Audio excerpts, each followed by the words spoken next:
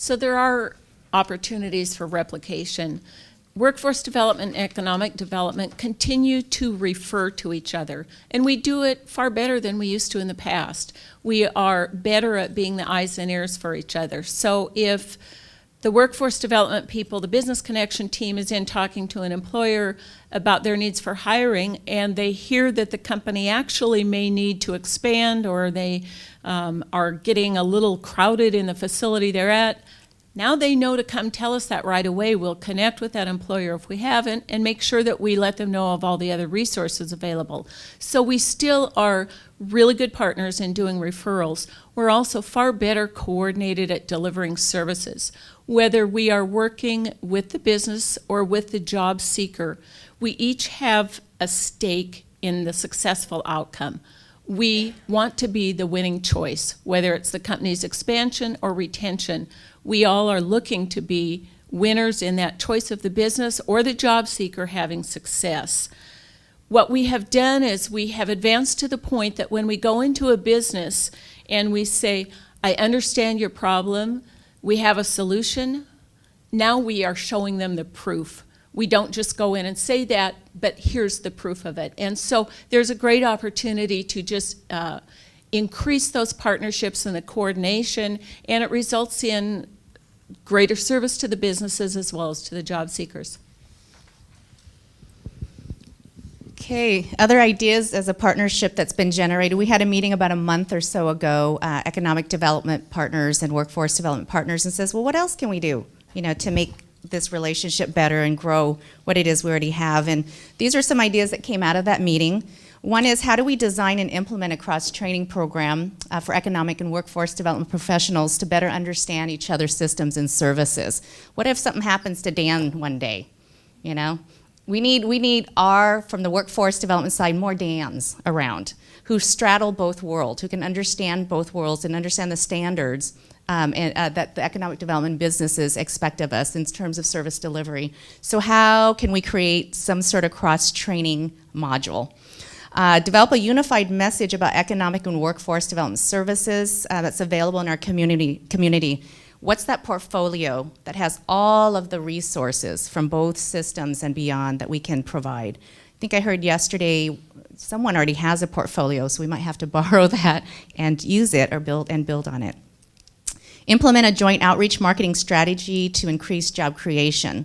We have resources as we go out, our economic development partners invest money to do this. How do we leverage that and do it together? Because at the end of the day, it is about those jobs, and without those jobs, we can't get the people trained to then go into those jobs. So how do we do more of that together?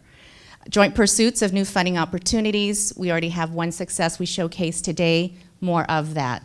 It just makes us more competitive, and it's just more resources for our county to do what it is we need to do to create jobs and get people into those jobs and reduce our unemployment rate.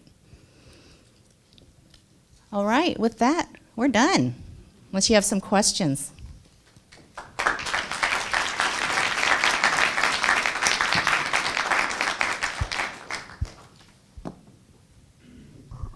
Dan, are you on loan?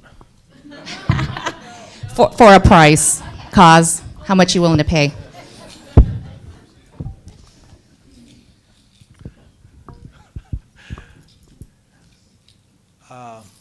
I'm going to pose a scenario. This is a situation that I'm living with. I don't have access to DANs. As of July, I will have jettisoned all of my business services staff. So I'm having to rely on ESD as the sole access to do the kind of things that you've described here. And I'd like to hear a conversation around, first of all, if there are others who are in a similar situation, and if so, how do you plan to proceed? Because the work, of course, will not go away. The need is still there. But absent that resource, how do you proceed? Good luck to you, cause. And we can farm Dan out an hour a week for you, maybe. Well, you have to rely on what resources you have, and times are tough for all of us, private, public. It's good if employment security continues to invest in business services. However, their philosophy is just a bit different than what our model and our philosophy for business services is. There are folks who work with job seekers who develop jobs specific for that individual. Those are called job developers. And those who are business services reps, from our standpoint, their first customer really is that business. And so if that business has a talent need, we're going to find the best pool of applicants for them, whether or not someone is in the WorkSource system or they're not in the WorkSource system. So it doesn't matter to us.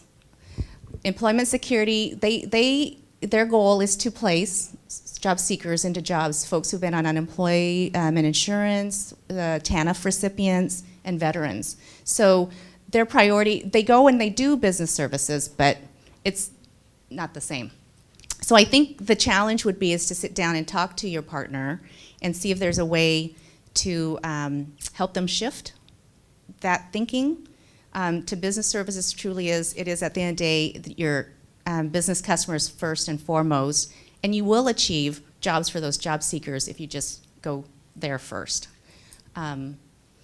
But we can open up to the audience. I don't know who else might be in this situation. They might have some wonderful ideas, so anyone can step up and help cause out here. Anybody else in this situation? And we might have a little time at the end of our conference to. You guys have to add some? No, set it up, set it well. Any other questions?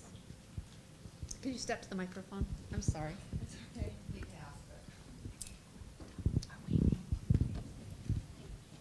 Hi, Jeannie Ash from the CRDC.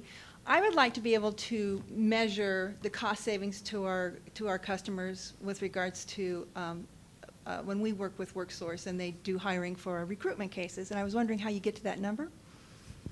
I'll hand that off to Jessica. Jessica, how do we measure the return? Well, first of all, many of the services that you saw up on the slides today are a fee-for-service. So we do charge, and we're very competitive what's out in the marketplace.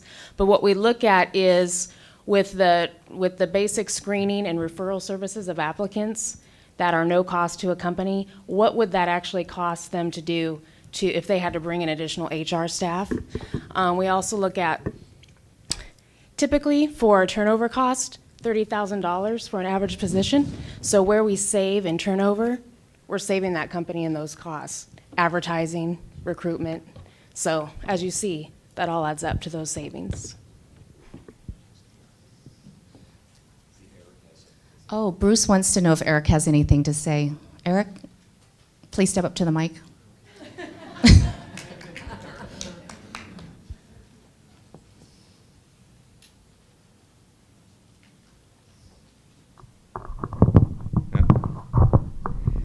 I guess the only thing I would add is that without the assistance of Workforce Central and Dan and the whole crew there, that we would not have weathered the recession in the manner in which we did.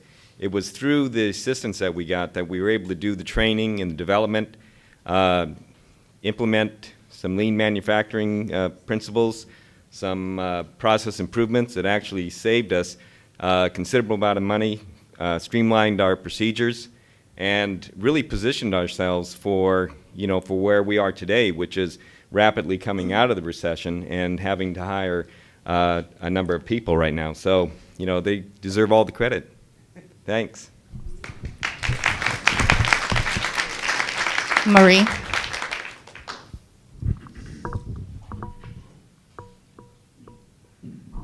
I'm with WorkSource Grays Harbor and Pacific Counties, and in due deference, Linda, not all employment security has a different kind of mindset, I think, than the interest of the employer. And we've been working very closely and collaboratively in our partnership with some of the new businesses, and we had Cosmos Specialty Fibers, and within a matter of a month and a half, we were able to assess and screen and refer qualified candidates to the company. Great. So I think it's dependent on the kind of relationships that are developed locally. Thank you, Marie. Are there any other questions? I know we're running out of time. We'll be around during the conference if there's questions. So thank you.